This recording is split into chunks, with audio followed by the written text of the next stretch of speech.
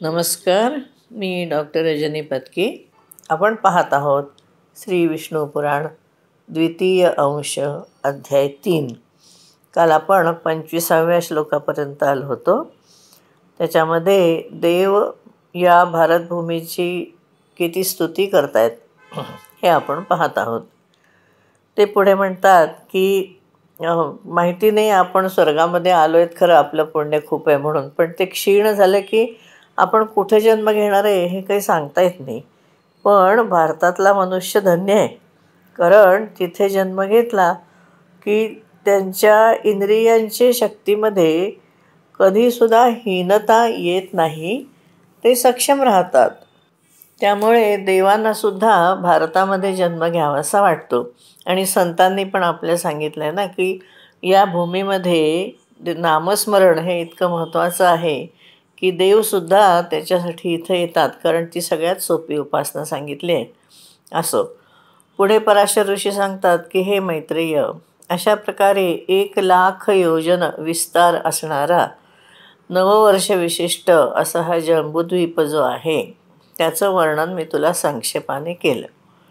हे मैत्रेया, ह्या जंबूद्वीपाच्या बाहेर चारी बाजूला 1,00,000 योजन विस्तार असणारे वलयाकार असं खाऱ्या पाण्याचा समुद्र दिसतो आहे. आणि ते खरं आहे, आपल्याकडे खाऱ्या पाण्याचा समुद्र आहे.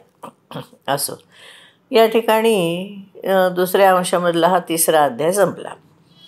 4थ्या अध्यायामध्ये प्लक्ष, शाल्मल वगैरे जी द्वीप आहेत ना त्याचं वर्णन आहे. श्री पराशर ऋषी म्हणतात, ज्या प्रकारे जंबूद्वीप क्षारसमुद्राने घेरलेला आहे, तसं क्षारसमुद्राला घेरून प्लक्षद्वीप आहे. जंबूद्वीपाचा विस्तार 1,00,000 योजन आहे. आणि हे ब्रह्मन प्लक्षद्वीपाचं वर्णन त्याचा विस्तार दुप्पट आहे. प्लक्षद्वीपाचा स्वामी मेधातिथीचे 7 पुत्र होते. त्याच्यामध्ये सगळ्यात मोठा शांतहय होता आणि त्याचा छोटा होता तो शिशिर.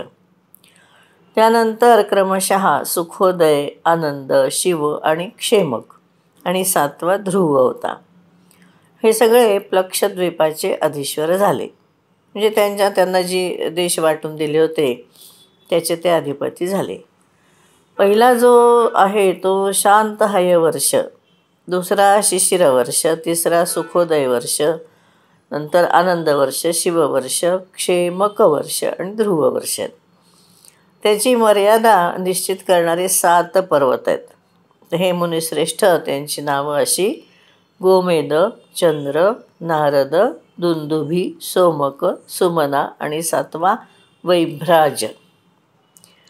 या अतिशय सुरम्य अशा जी वर्षपर्वत आहेत त्यामध्ये त्या वर्षांचे देवता गंधर्वांच्या बरोबर राहतात आणि निष्पाप प्रजा त्या ठिकाणी निवास करते. तिथले जे निवासीगण आहेत ते पुण्यवान आहेत आणि खूप अनेक वर्षापर्यंत जिवंत राहणारे आहेत आणि मग ते मृत्यू पावतात. त्यांना कुठल्याही प्रकारची आधिव्याधी होत नाही. त्यांचं जीवन निरंतर सुखमय राहतं. त्या वर्षांमध्ये 7 समुद्रगामिनी नद्या आहेत, म्हणजे समुद्राला मिळणाऱ्या. त्यांची नावं अशी आहेत की जी ऐकून सगळ्या पापांचा आपल्या नाश होतो. नद्यांची नावं अशी आहेत: अनुतप्ता, शिखी, विपाशा, त्रिदिवा, अक्लमा, अमृता आणि सुकृता. ही 7 नद्या आहेत. नावं किती छान आहेत बघा. आपल्याला मुलींची नावं ठेवायला गुगल शोधायचं कारण नाही. आता हे मी तुला प्रधान पर्वत आणि प्रधान नद्या सांगितल्या. तिथं छोटे छोटे पर्वत आणि नद्यासुद्धा आहेत, हजारो आहेत ते. तिथल्या देशामध्ये धुष्टपुष्ट लोक राहतात आणि त्या नद्यांचं जलपान करतात. हे द्विज, त्या लोकांच्यामध्ये ऱ्हास आणि वृद्धी होत नाही. आणि 7 वर्षांमध्ये त्या आत्ता बघितल्या त्या युगाची कोणती व्यवस्था नाही आहे. हे महामते, हे ब्रह्मन, प्लक्षद्वीपामध्ये म्हणजे प्लक्षद्वीपापासून शाकद्वीपापर्यंत 6 द्वीपांमध्ये नेहमी त्रेतायुगासारखाच काळ राहतो, म्हणजे तिथे कलियुग वगैरे येत नाही. त्या द्वीपांमध्ये मनुष्य निरोगी राहतात आणि 5,000 वर्ष जगतात. आणि वर्णाश्रम धर्मानुसार 5 धर्म म्हणजे अहिंसा, सत्य, अस्तेय, ब्रह्मचर्य आणि अपरिग्रह असं तिथे असतं, म्हणजे ते पाळतात ते लोक. तिथं जे 4 वर्ण आहेत ते पण मी तुला सांगतो. हे मुनिसत्तम, त्या द्वीपामध्ये जो आर्यक, कुरर, विदिश्य आणि भावक अशा नावाची जाती आहेत ह्या. आणि ते क्रमाने ब्राह्मण, क्षत्रिय, वैश्य आणि शूद्र आहेत. हे द्विजोत्तम, त्यामध्ये जंबूवृक्षाचंच सगळं परिमाण असणारा, म्हणजे लांबी, रुंदी, उंची असा एक प्लक्ष नावाचा झाड आहे. प्लक्ष या जातीचं झाड आहे, ज्याच्यामुळे त्या द्वीपाची संज्ञा, त्या द्वीपाला प्लक्षद्वीप असं नाव पडलं.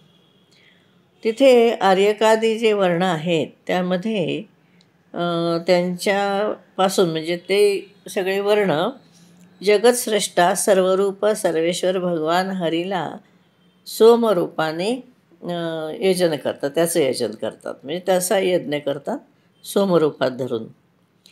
प्लक्षद्वीपामध्ये त्याच्याबरोबर परिमाण असणारा वृत्ताकार असा इक्षू रसाचा समुद्र आहे, म्हणजे उसाचा रस. हे मैत्रेया, अशा प्रकारे मी तुला संक्षेपाने प्लक्षद्वीपाचं वर्णन केले. आता तू शाल्मली द्वीपाचं वर्णन ऐक. शाल्मली द्वीपाचा स्वामी वीरवर वपुष्मान होता. त्याच्या मुलांची नावं अशी आहेत: श्वेत, हरित, जीमूत, रोहित, वैद्युत, मानस आणि सुप्रभ. त्याच्यामध्ये 7 वर्ष त्यांच्या नावाने आहेत, म्हणजे ते वर्ष म्हणजे देश असं आपल्या लक्षात आलं असेल. आता तो प्लक्षद्वीपाला जो 4 बाजूनी ज्यांनी घेरला आहे असा जो इक्षुरस समुद्र आहे, त्याच्यापासून दुप्पट विस्ताराचा असं शाल्मली द्वीपाला 4 बाजूला पण त्यांनी घेरलेलं आहे. तिथं रत्ना सापडणारे, ज्या ठिकाणी रत्न सापडतात असे 7 पर्वत आहेत. आणि ते 7 पर्वत 7 वर्षांना विभागतात आणि 7 नद्या आहेत. पर्वतांच्यामध्ये कुमुद, दुसरा उन्नत, तिसरा बलाहक, चौथा द्रोणाचल आहे, ज्याच्यामध्ये खूप वेगवेगळ्या प्रकारच्या मोठ्या मोठ्या महान अशा औषधी मिळतात. 5वा कंक, 6वा महिष आणि 7वा गिरीश्रेष्ठ, म्हणजे सगळ्यात श्रेष्ठ असा पर्वत कुकुदमान आहे. आता नद्यांची नावं ऐक. त्यांची नावं अशी आहेत: योनी, तोया, वितृष्णा, चंद्रा, मुक्ता, विमोचनी आणि निवृत्ती. आणि त्या केवळ त्यांचं स्मरण केल्याने सगळ्या पापांचा नाश करणाऱ्या अशा आहेत: श्वेत, हरित, वैद्युत, मानस, जीमूत, रोहित आणि अतिशय शोभायमान असा सुप्रभ. असे 4 वर्णांनी युक्त अशी 7 वर्ष आहेत. हे महामुने, शाल्मल द्वीपामध्ये कपिल, अरुण, पीत आणि श्वेत हे 4 वर्ण निवास करतात, जे वेगवेगळं क्रमशः ब्राह्मण, क्षत्रिय, वैश्य, शूद्र आहेत. हे यजनशील लोक आहेत. सगळ्यांचा आत्मा, अव्यय आणि यज्ञाचा आश्रय असं वायुरूप श्री भगवानांचं श्रेष्ठ यज्ञाद्वारे यजन करतात. म्हणजे मगाशी आपण पाहिलं, सोमरूपाने विष्णूचं भजन करतात, सेवा करतात, उपासना करतात. आणि इथं वायुरूप, लक्षात घ्यायचं हे. या अत्यंत मनोहर अशा द्वीपामध्ये देवगण नेहमी राहत असतात. इथं शाल्मल म्हणजे काटेसावरी, खरं म्हणजे मराठीमध्ये, हा महान वृक्ष आहे. तो आपल्या नावामध्ये सुद्धा अत्यंत शांती असं देणार आहे. हा द्वीप आपल्यासारखा जो विस्तार असणारा एक समुद्र आहे, तो समुद्र आहे त्याच्याभोवती मदिरेचा पूर्ण 4 बाजूला. आणि हा सुरा समुद्र शाल्मली पेक्षा दुप्पट विस्तार असणारा कुशद्वीप याला पण 4 बाजूने त्यांनी घेरलेलं आहे. मजा आहे नाही. मदिरा समुद्र म्हणजे असो. धन्यवाद.